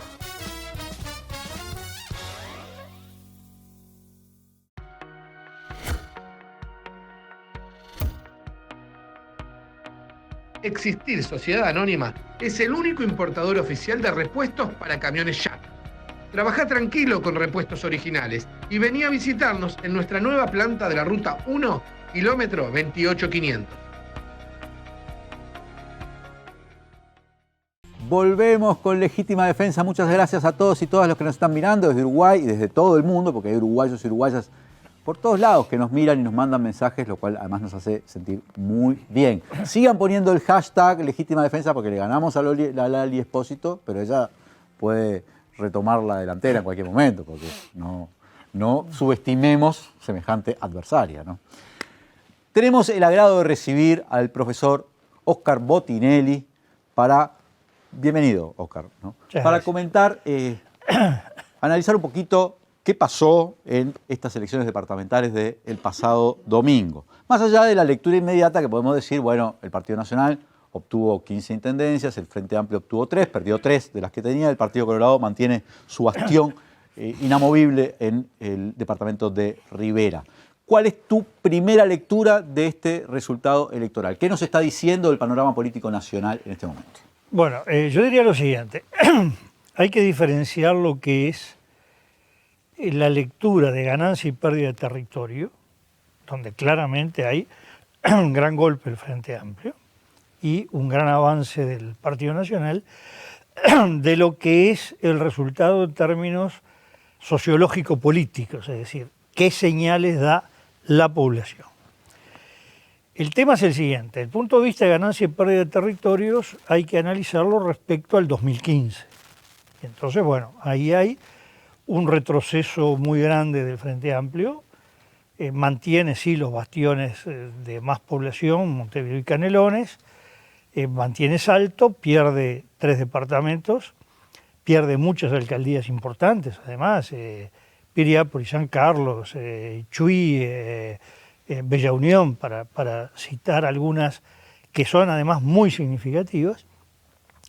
Y el Partido Nacional se consolida en el dominio territorial, ya que tiene una ganancia muy grande de alcaldías. No nos olvidemos que además se votaban más alcaldías, se llegó a 125 en esta elección, y ganó con intendentes blancos, 15 intendencias, 14 con el Partido Nacional como tal, y Rocha con el aporte decisivo Cabildo Abierto, porque el Frente Amplio gana a los 2 candidatos blancos sumados por 3.000 votos y pierde la intendencia por 1.000, porque Cabildo Abierto aportó 4.000 votos a la alianza Partido Nacional Cabildo Abierto. Hay que dar Rocha como un departamento de predominio compartido entre Partido Nacional y Cabildo Abierto. Lo que tú decías, bueno, Rivera hegemónico. Ahora, del punto de vista sociológico-político, dicho de otra manera, ¿qué dijo la gente? Bueno, yo sé que es muy polémico considerar esto una elección de medio periodo, entre otras cosas, porque no estamos en la mitad del periodo, pero sí se dan algunos elementos que la literatura politológica considera, que es que vote el mismo electorado, el mismo universo, es decir, toda la población con derecho a votar de Uruguay, que votó en el 2019, que va a votar en el 2024, votó en esta elección. Y segundo, que hayan transcurrido hechos importantes de gobierno. Normalmente, bueno, los hechos ocurren después del primer año. Esta vez, la pandemia trajo como consecuencia que hubo algunos impactos significativos. Primero, sin ninguna duda, el manejo de la pandemia, pero también el manejo comunicacional que ocurre desde el 13 de marzo por los 2-3 primeros meses de manera hegemónica. Por otro lado, la ley de urgente consideración y el envío del presupuesto como algunos elementos emblemáticos. Por lo tanto, hay ya una acción de gobierno que impacta sobre el voto, que no ocurre cuando la elección es inmediatamente a los 2 meses de la asunción de un gobierno. Ahí todavía es el envión directo. Por eso yo me resisto mucho a decir que se alargó el ciclo electoral. Para mí se cortó y esto quedó despegado. En ese sentido, conviene comparar esta elección con las 2 nacionales del 2019. Y encontramos algo que es muy relevante. El Frente Amplio vota prácticamente igual. Cuando se habla de estos temas, un punto, no importa demasiado. El Frente Amplio vota prácticamente igual ahora que el 27 de septiembre. De octubre. Perdón, el 27 de octubre. Vale decir, todo golpe que haya recibido el Frente Amplio hoy es el mismo que recibió el año pasado. Es la consecuencia de eso. No es autónomo ni es nuevo. En cuanto a la coalición multicolor, es muy difícil analizar el voto de los partidos dentro de la coalición, porque hubo una mezcla muy grande. Listas de Cabildo Abierto en el lema Partido Nacional, dirigentes colorados trabajando por candidaturas del Partido Nacional en algunos departamentos. Porque ya es como un partido, ¿no? Como un conglomerado. Sí, una alianza, que es algo más que una coalición, desde el punto de vista electoral. Y ahí vemos que el bloque oficialista está en el entorno del 50%. Decimales más, decimales menos, terminó un poquito por encima del 50%, y es más o menos la votación que tuvo en el balotaje, en la calle Pou, que fue el 49%. Los partidos de la coalición que votaron separados, esto no es menor porque hay variaciones de comportamiento, el 27 de octubre obtuvieron entre el 54 y el 55. El rango es si se computan o no los votos del PERI que adhirió a la coalición en Montevideo. Con el PERI de Montevideo se acerca al 55, sin el PERI 54. No quiero marear en cifras. De octubre a noviembre de la elección nacional al balotaje, la coalición cae del 54 al 49, pierde 5 puntos. ¿Mm? Y hoy está en el mismo nivel del balotaje, no de octubre. Dicho de otra manera, hay una consolidación de pérdida de la coalición de ese puntaje que no lo gana el Frente, sino va a ese tercer bloque que podemos llamar neutro o residual. Y esto es muy importante, el respaldo real de la coalición... No es el de noviembre, es el de noviembre, no el de octubre. No es el de exactamente. La representación parlamentaria, que obviamente es legal, legítima, sobreestima su verdadero respaldo social. Bueno, el respaldo que quedó. El respaldo que quedó. Entonces, desde ese punto de vista, no hay cambios significativos a el resumen del año pasado.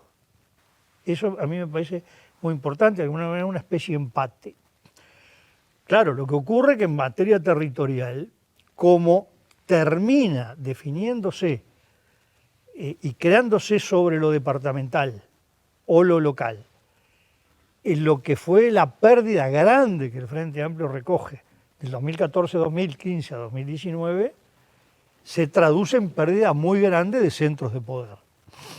Pero déjame hacerte una pregunta en relación con lo que estás diciendo. ¿Eso significa, yo no puedo hablar en términos politológicos porque no es mi métier, pero significa, la tan mentada luna de miel no es tan luna de miel, ¿no? O si uno debería, una luna de miel, debería esperar quizá un respaldo más significativo. Está como quieto, la coalición no puede decir que... Yo diría lo siguiente, en la medida que es fácil medir los resultados por la ganancia territorial, que es real, después en todo caso hablamos los impactos políticos que genera esta ganancia territorial en la aplicación de planes de gobierno en estos años que vienen.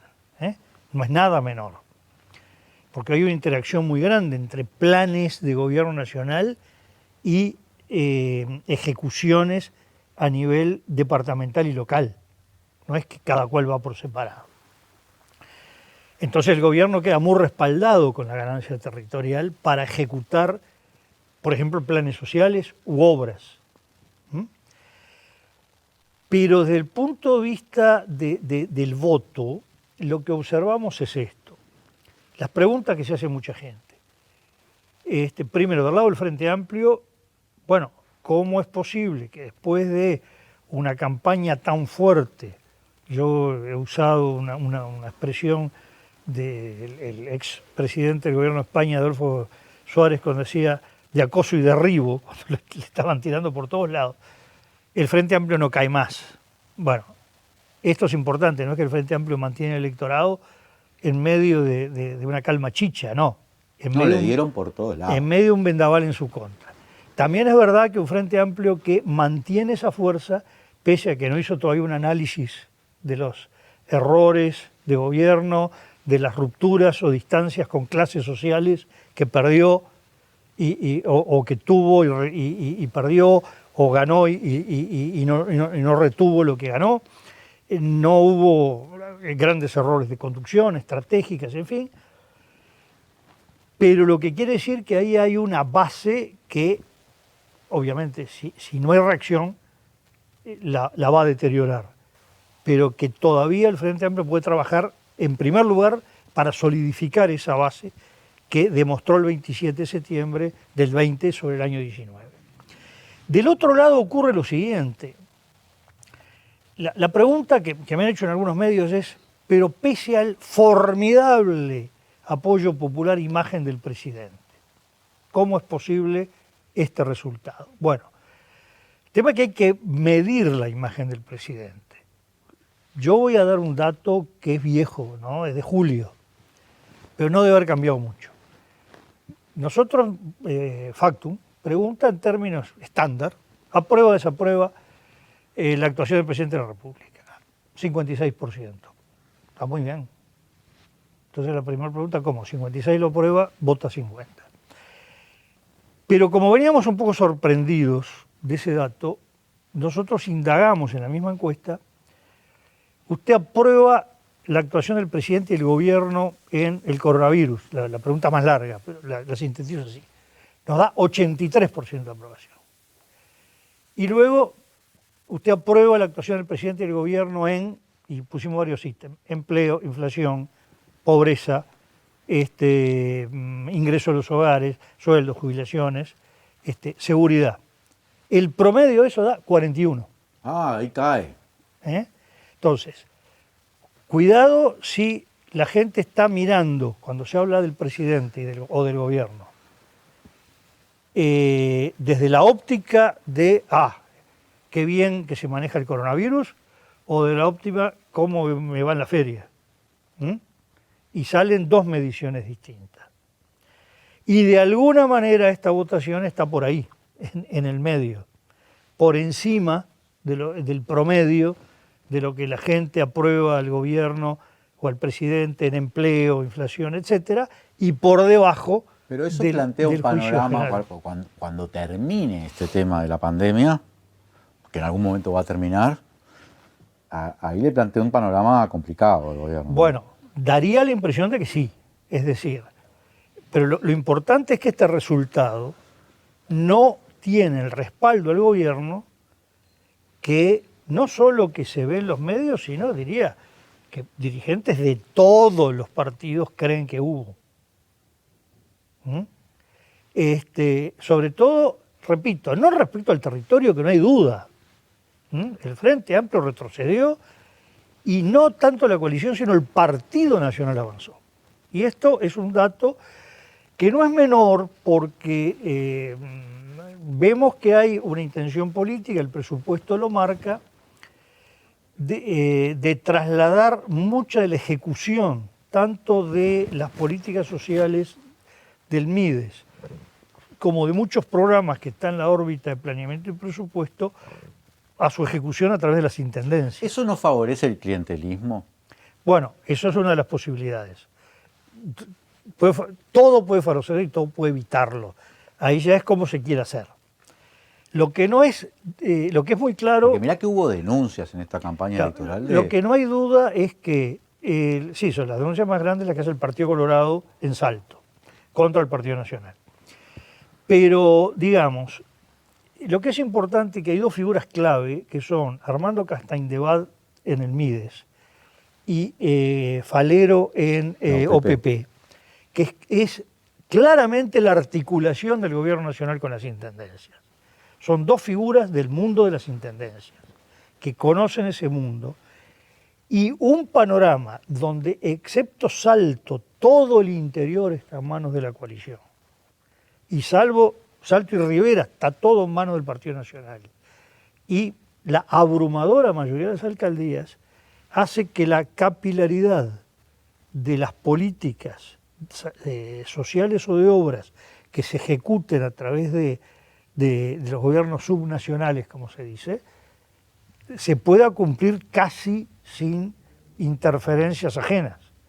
Es decir, no va a estar el Frente Amplio, más que en Salto, e incluso no va a estar el Partido Colorado fuera de Rivera. A mí lo que me da miedo es que termine siendo, para conseguir una asignación, termines que teniendo que ir a un comité de base casi, ¿no? Yo le tengo miedo a esa forma de ejecución de la política, pero bueno, hay que verlo, hay que verlo. Bueno, no solo hay que verlo, tampoco es tan raro en la historia del Uruguay. No es la rara historia del Uruguay, pero también los impulsos a las políticas de descentralización, que el Frente Amplio fue el gran impulsor, fue el que promovió la separación de elecciones nacionales departamentales y la creación de los municipios electivos, y que han sido muy funcionales ambas cosas al Partido Nacional y no al Frente, que fue su creador, en el mundo ha generado problemas, porque cuanto más se ha descentralizado, más se ha facilitado determinado tipo de prácticas políticas. Y este ejemplo, tiremos a países competitivos, la moneda donde caiga, no Alemania, no los países escandinavos, sí Italia, sí España, sí Portugal, sí Francia. No estoy hablando de América Latina, estoy hablando de los países desarrollados, y estas prácticas se han multiplicado a medida que avanzó las autonomías y la descentralización. Oscar, quiero hacerte una pregunta. Si una persona, un dirigente del Frente Amplio, mira estas elecciones y dice, bueno, a partir de esto, de lo que sucedió en octubre, de lo que sucedió en noviembre y de lo que sucedió ahora en esta elección departamental, tengo que pensar la autocrítica, la autoinspección. ¿Cuáles son las cosas que vos notás donde que el Frente dice, bueno, acá hay un problema? Bueno, yo yendo no a ver, se puede caer mucho en lo anecdótico. Y algunos problemas que, aunque sean anecdóticos, generan gran impacto. Tema Ancapalur, que se ve el último coletazo en la pérdida por el Frente de Bella Unión. Pero yo prefiero ir a lo estructural. Y lo estructural para mí es que el Frente Amplio se salteó el tema clases sociales. Y produjo, recordemos, que el Frente Amplio se forma. Uno de los documentos que el Frente Amplio valora menos es el que hace las definiciones más profundas, que es la Declaración Constitutiva del 5 de febrero del 71. Porque el Frente Amplio habla mucho del programa, y el programa es más bien una colección de medidas de gobierno. Estás hablando del documento donde define que quieren estar con los sectores trabajadores, los intelectuales. La alianza de clases. La alianza de clases. Es decir, que el Frente Amplio, de alguna manera, no lo dice con estas palabras, pero se considera el referente de los sectores asalariados, empleados, obreros, de los estudiantes, intelectuales, de la cultura, de los pequeños y medianos comerciantes, industriales, productores rurales. En aquella época no se hablaba de servicios. Es decir, hay un concepto muy claro.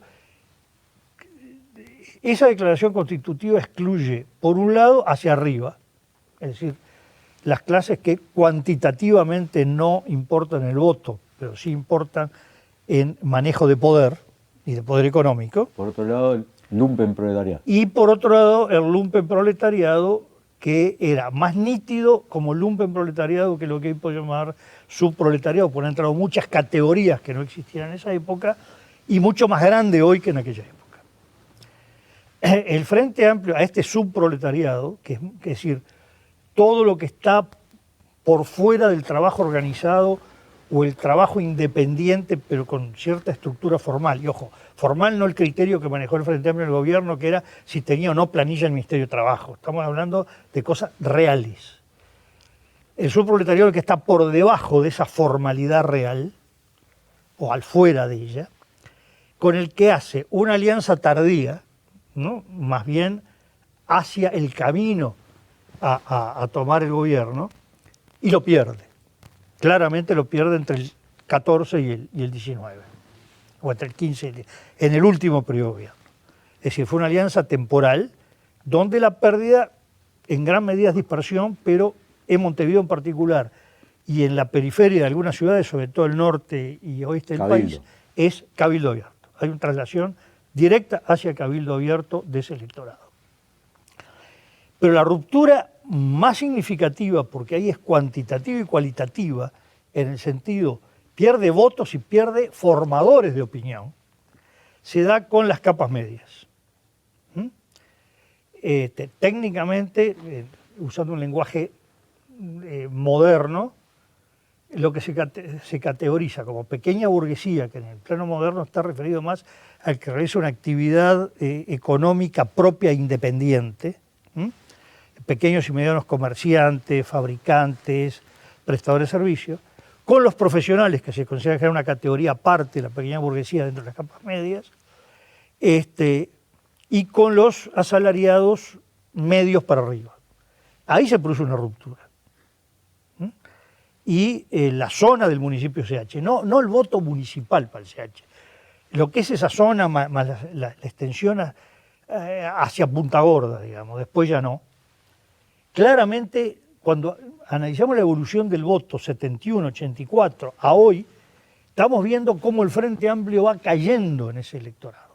¿Vos decís que el Frente tiene que hacer un análisis como de categorías clásicas, como casi un análisis marxista? Bueno, hay una cosa que es esta. Así como la derecha e izquierda, contra lo que creen muchos, incluso intelectuales, no surgió con la Revolución Soviética, sino con la Revolución Francesa, hay por lo menos 120 años de diferencia, hay un avance en sociología política o en la ciencia política electoral.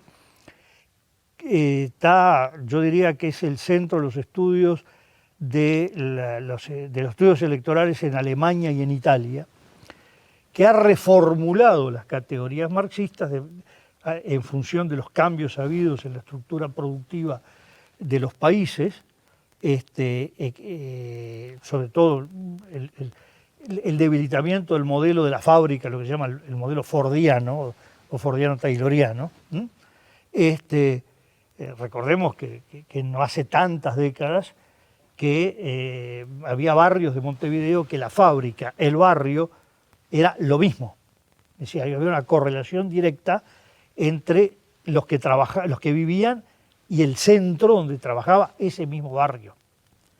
Eso es un diálogo, digamos, entre el mundo empresarial o la estructura de producción, más bien, y la estructura social diferente a la actual, donde hay mucho más dispersión entre donde se vive y donde se trabaja. Incluso las categorías dentro del mismo barrio de donde se trabaja son más diversas que en ese modelo. Pero sí hay una incorporación de elementos clásicamente marxistas con algunas reformulaciones. Por eso estoy hablando del subproletariado, de no manejar como la pequeña burguesía como una cosa omnicomprensiva, sino más bien ubicarla donde hay una actividad más claramente comercial e incluso una actividad de empleador con dependientes, de otro tipo de actividades más ligadas a lo profesional o a la dirigencia empresaria, el ejecutivo, que puede estar hacia un lado o hacia el otro desde el punto de vista ideológico. Y bueno, estos estudios son los que están en los últimos, yo diría, 10, 15 años dominando los análisis electorales, fundamentalmente Italia, Alemania, que es donde más se está haciendo, y que hay una cosa que es esta. En Uruguay, el propio Frente Amplio, la propia izquierda y el gobierno de izquierda analizó las políticas sociales y las políticas tributarias basándose en los niveles socioeconómicos, fundamentalmente en base al ingreso de las personas. Y el ingreso de las personas no marca la ubicación de las personas. No así el patrimonio de las personas, ¿no? Su riqueza. ¿En qué sentido? Vos decís, analiza en función del ingreso de las personas y no en función de qué. No, que analizó en función del ingreso y no de la relación de la persona con lo educativo y con la estructura productiva. Es decir, una persona que, vamos a olvidarnos de la pandemia que ha cambiado mucho los ingresos de la gente, pero se podía encontrar personas cuya labor corresponde a capas medias ganando muchísimo menos que personas trabajando en reciclaje de basura o cosas por el estilo y viviendo en hábitat completamente diferente al otro. Pero la estructura de pensamiento no la forma la cantidad de dinero que gana, sino dónde vive, cómo vive, dónde se educó, cuáles son los impactos que recibe en la vida, cuál es su medio de relación. Eso forma toda la estructura de la persona y se expresa en el pensamiento político. Y eso el Frente Amplio lo abandonó. Cuando tú decías respecto al patrimonio, no hay que olvidar, que veía hoy al de Fugman, que el impuesto al patrimonio antes de la reforma tributaria del Frente era el doble del actual. El Frente fue el que redujo sustancialmente el impuesto al patrimonio, por considerar que era un impuesto injusto. Hay muchas cosas para analizar del Frente Amplio. Siempre me divierto mucho, me entretengo mucho conversando contigo, pero como tengo que ir cerrando, quiero hacerte una pregunta, o quizá una pregunta quizá dividida un poco en dos, porque de esta elección, ¿qué Yamandú Orsi y qué Carolina Cose surge? No podemos decir simplemente que son dos intendentes, ¿no? O sea, emergen como figuras, me imagino yo, como figuras de una importancia ya de otro tipo, ¿no? Más allá de los cargos que ocupan, que son muy importantes. Sí, sin querer tirarte todo el cronograma, el programa El Diablo, quiero hacer una acotación de lo que venía. Más de lo que venía, de lo que no llegué a decir. Una cosa muy importante para autocrítica del Frente Amplio, que esta elección demostró una pérdida muy grande de manejo del Frente Amplio respecto al territorio. En Montevideo, de cada 10 votos de la coalición multicolor, hubo 5 votos a municipios. De cada 10 votos del Frente Amplio hubo 4 a municipios. Y ese voto es un voto, en la medida que todavía no hay conciencia del voto municipal en Montevideo, que esto no es Piriápolis, no es Dolores, no es Paso de los Toros, es tema de estructura, de relación con la gente, la relación mano a mano, lo que no se cubre con un aviso publicitario ni con un gran discurso. Y lo que ha pasado en muchos departamentos se está viendo que claramente hay pérdida de relación de las dirigencias locales en sentido de pueblo, en sentido de departamento, del Frente Amplio con la propia población, con los propios vecinos. Este es un tema muy significativo que revela esta elección. Yendo ahora a la pregunta. Hay un tema que es muy importante que el Frente Amplio y también del lado del gobierno, el gobierno creo que lo tiene claro, que es que esta intendencia es total de Montevideo y la de Canelones es totalmente distinta. La de Canelones es distinta a la que tuvo y la de Montevideo es distinta a las últimas 3. El Frente Amplio tuvo 2 tiempos distintos de intendencia. El de Tabaré y los de Mariano Arana fue la máxima figura que ocupaba cargos de poder del Frente Amplio. Luego vinieron 3 intendencias en que era una figura más dentro de un gran poder del Frente, donde para empezar estaba el presidente de la República y ministerios muy importantes. Y el intendente podía ser el equivalente a un ministerio más. En cambio, en el periodo anterior, y va a hacerlo ahora, el intendente tiene un juego de poder y contrapoder con el gobierno nacional. Desde el punto de vista simbólico, desde el punto de vista político, no estoy hablando desde el punto de vista de facultades, de atribuciones. Se expresó claramente en la entrevista de Carolina Cose con la calle Pou. Incluso yo hice un símil en un comentario hacia el exterior, concretamente hacia España. Digo, ya no es el intendente o el gobernador de un partido con el presidente del mismo partido, pero tampoco, no son 2 jefes de Estado en igualdad. Yo diría, bueno, el Lehendakari, el jefe de gobierno del País Vasco, con el jefe del gobierno de España. Bueno, este tiene un poder mayor que este, pero los 2 son autoridades. Esto es un cambio político y psicológico en la función del intendente Montevideo, al que le suma un intendente Canelones, que por primera vez no es una intendencia del Frente Amplio en el paraguas del gobierno del Frente Amplio. Entonces, Carolina Cose como intendente y Yamandu Orsi como intendente, dejando de lado los temas de gobierno departamental, son 2 personas que expresan un contrapoder político al gobierno nacional. Contrapoder no quiere decir de confrontación, puede ser de confrontación, de diálogo, de tensiones y acuerdos, pero que es un poder autónomo y distinto que representa un partido político que a su vez es el 40% del país y el 40% del Parlamento. Entonces a mí me parece que ahí aparecen 2 figuras además que manejaron muy bien la noche de la elección, que es un momento crucial del mensaje hacia adelante. Tanto el discurso, lo que se llamó el discurso del balcón de Carolina, como el discurso de Yamandu en Canelones. Y que bueno, ahí viene sin duda... Con la presencia de Pepe Mujica. No sé cómo... Bueno, ahí yo creo que hay una señal diferente, ¿no?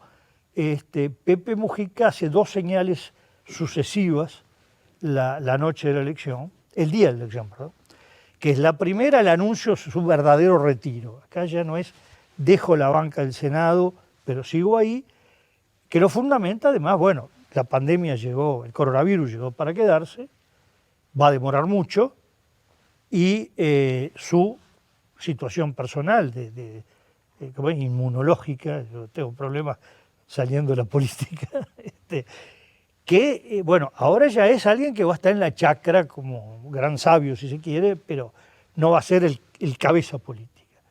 Y después de decir ese mensaje de noche, va a lo que es, se elija la modalidad que se quiera, la antorcha o la posta a Yamandu Orsi, ¿no? Ese fue lo que los profesores de literatura dicen, busque el detalle significativo de la obra.